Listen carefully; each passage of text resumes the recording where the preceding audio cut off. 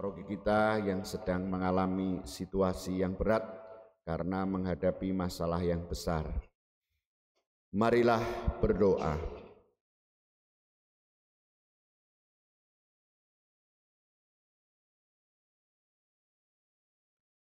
Allah Bapa yang Maha Kuasa, dalam diri Putra-Mu, Engkau selalu menyertai kami dan membebaskan kami dari setiap bahaya yang mengancam. Semoga sabda dan kehadirannya membebaskan kami dari keraguan-raguan bahwa Engkau selalu menguatkan iman kami. Oleh karena itu ya Allah, kami mohon berkat-Mu bagi saudara-saudara kami separoki yang saat ini sedang mengalami situasi hidup yang berat. Berkenanlah Engkau senantiasa menguatkan imannya dan memberkatinya dalam segala situasi hidup mereka. Demi Yesus Kristus Putra-Mu, Tuhan dan pengantara kami, yang hidup dan bersama Diko dan Roh Kudus, hidup dan berkuasa Allah sepanjang segala masa. Amin. Kita mendengarkan sabda Tuhan.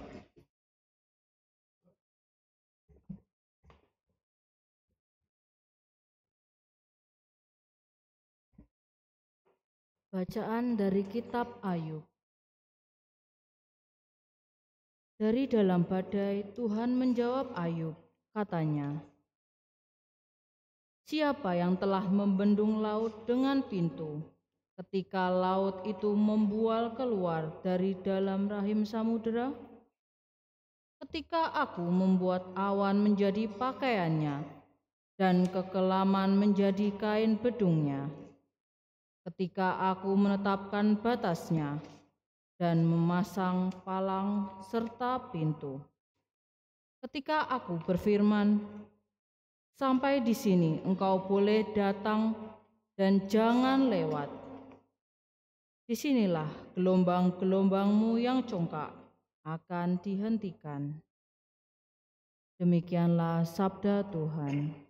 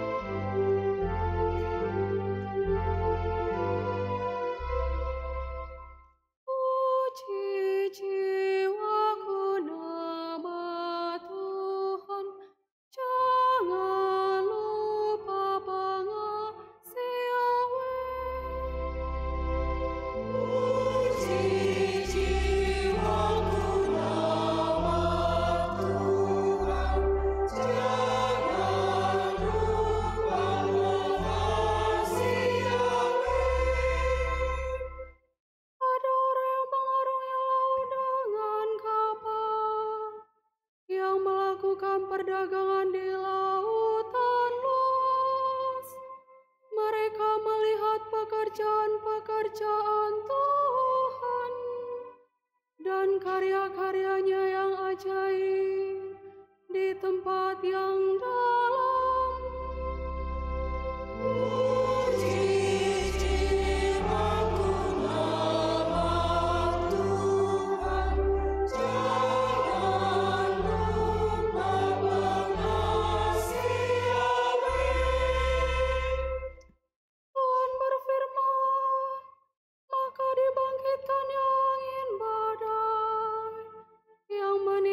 Gelombang-gelombang laut, mereka naik sampai ke langit dan turun ke samudera raya. Jiwa mereka hancur karena celaka.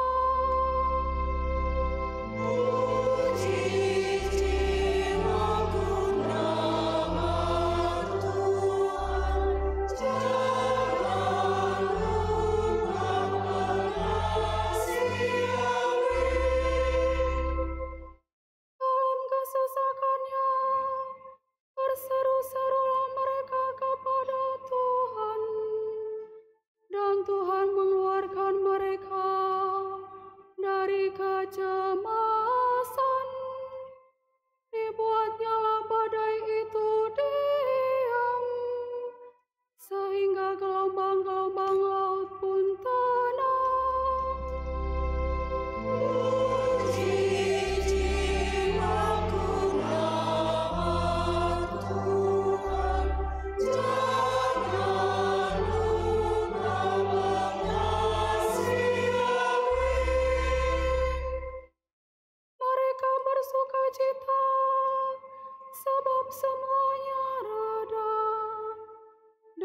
Tuhan menuntun mereka ke pelabuhan kesukaan mereka. Biarlah mereka bersyukur kepada Tuhan karena kasih setia-Nya, karena karya-karyanya yang ajaib terhadap anak-anak manusia.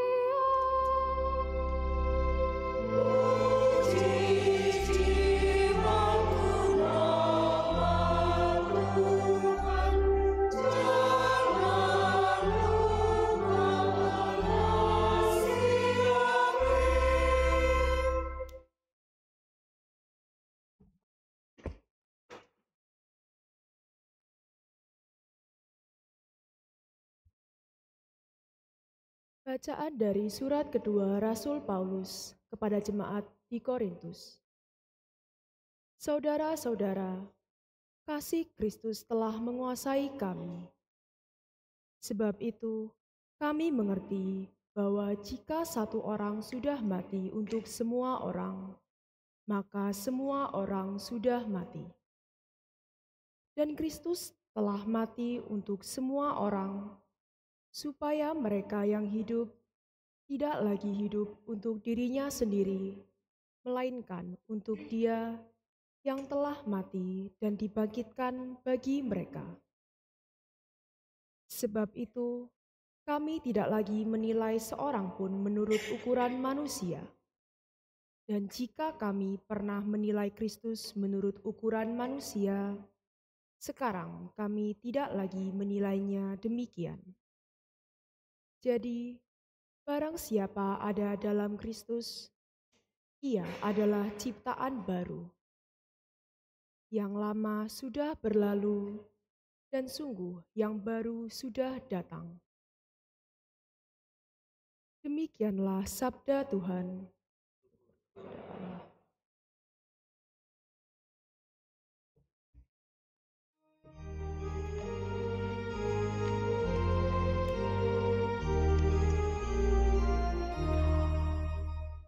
Haleluya, haleluya, haleluya.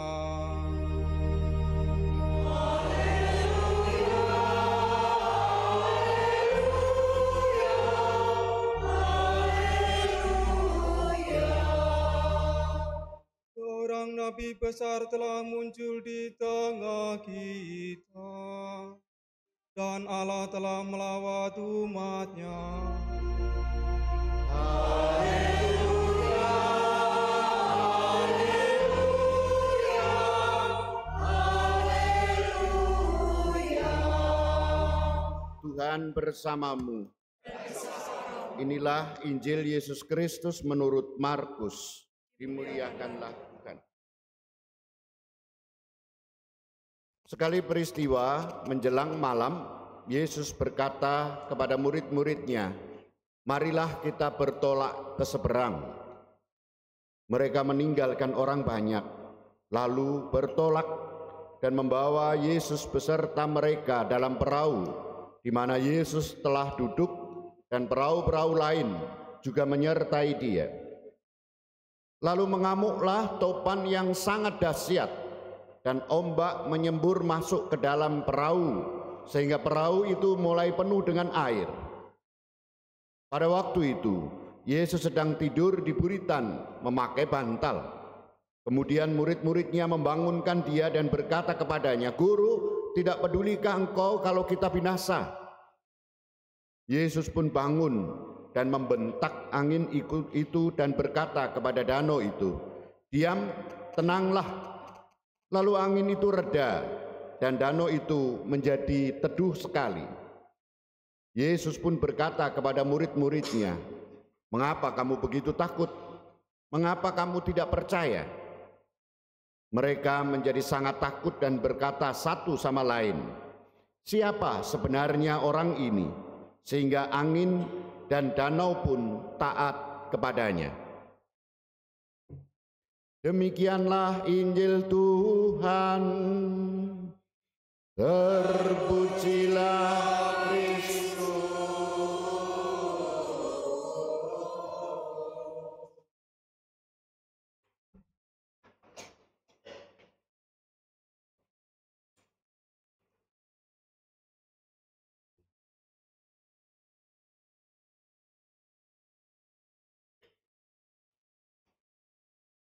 Setelah seharian Tuhan Yesus mengajar banyak orang, ketika hari sudah mulai petang, Tuhan Yesus mengajak para muridnya ke seberang. Mari kita bertolak ke seberang.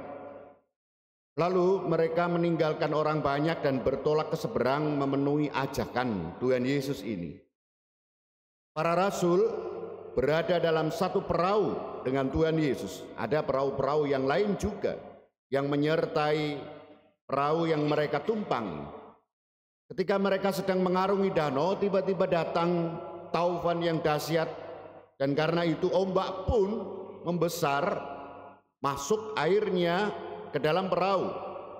Perahu mereka mulai dipenuhi dengan air. Sebagai nelayan yang hidupnya mengarungi danau, tentu Petrus tahu bahwa mereka sedang menghadapi kekuatan alam yang dahsyat, kekuatan alam yang sangat besar dan yang mengatasi kekuatan manusia.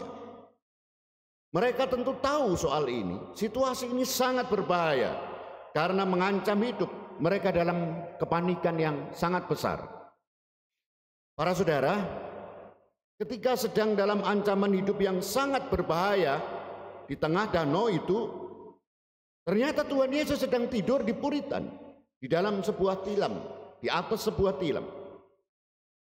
Pasti Tuhan Yesus sedang tidur pulas karena angin yang demikian besar tidak mengusik dia sedikit pun. Gelombang yang demikian besar tidak mengusik dia sedikit pun. Padahal para muridnya sedemikian takut dan panik. Mereka adalah nelayan-nelayan yang berpengalaman, dan menghadapi gelombang yang demikian besar mereka panik. Tetapi betapa pulasnya Tuhan Yesus tidur. Melihat guru yang tidur di tengah bahaya yang mengancam, mereka membangunkan sambil berkata, "Guru, engkau tidak peduli kalau kita binasa." Tuhan Yesus yang sedang tidur pulas menjadi sasaran ketakutan dan kepanikan para muridnya.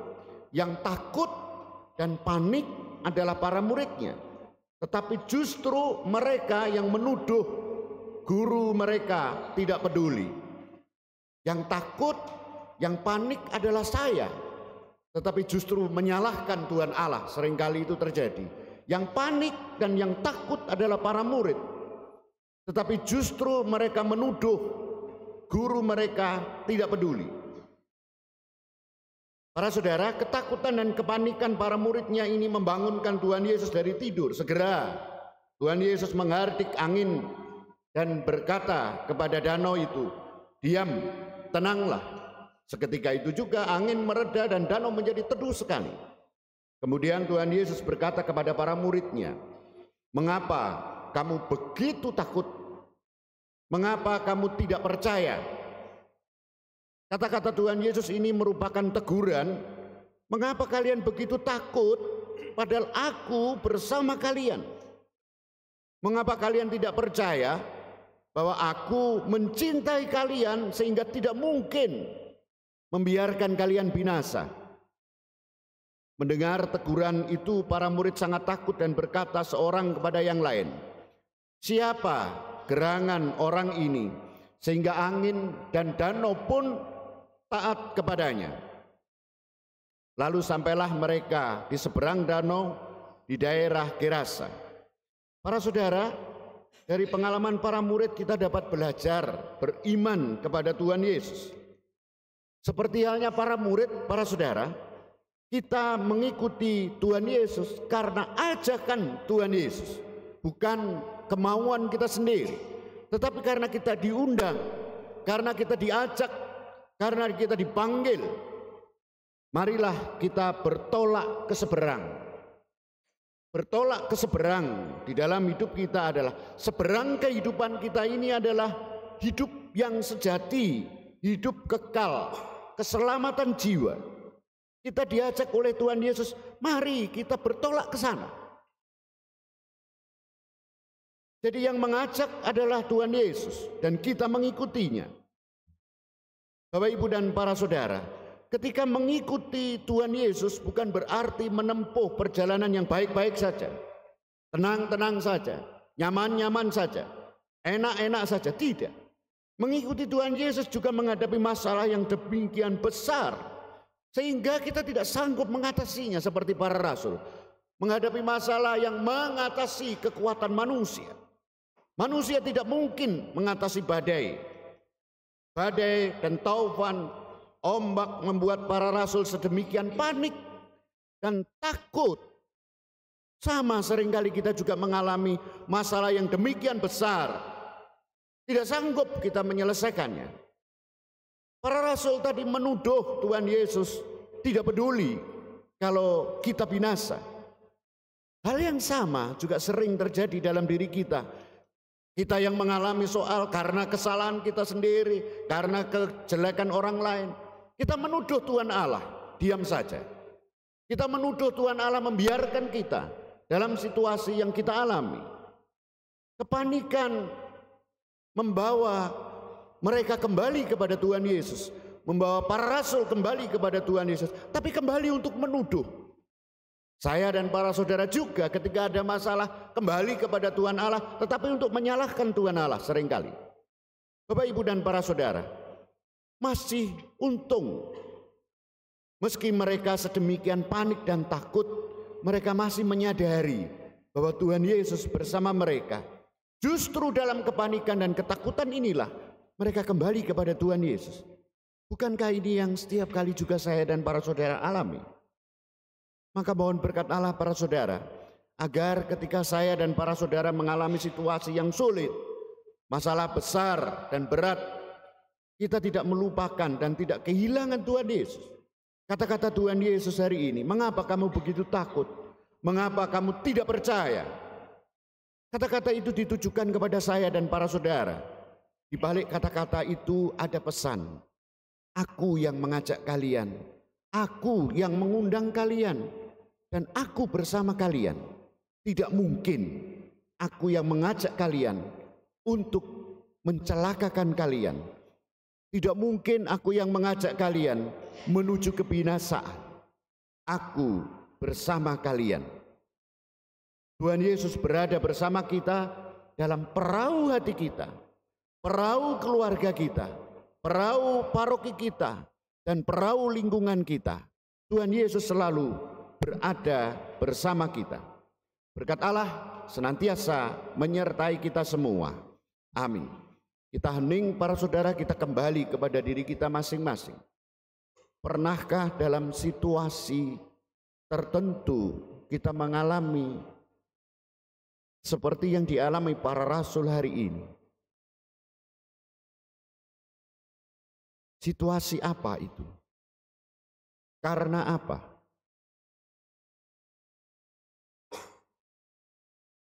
Para rasul mengalami situasi ini di luar kemampuan mereka. Bukan salah siapa-siapa. Alam yang berbicara. Bagaimana dengan kita? Situasi yang kita alami karena apa? Diri kita sendiri? Kecerobohan kita? Keculasan kita? Kesalahan kita? Atau orang lain? Atau kita menyalahkan orang lain? Benarkah Tuhan Yesus kita alami menyertai kita?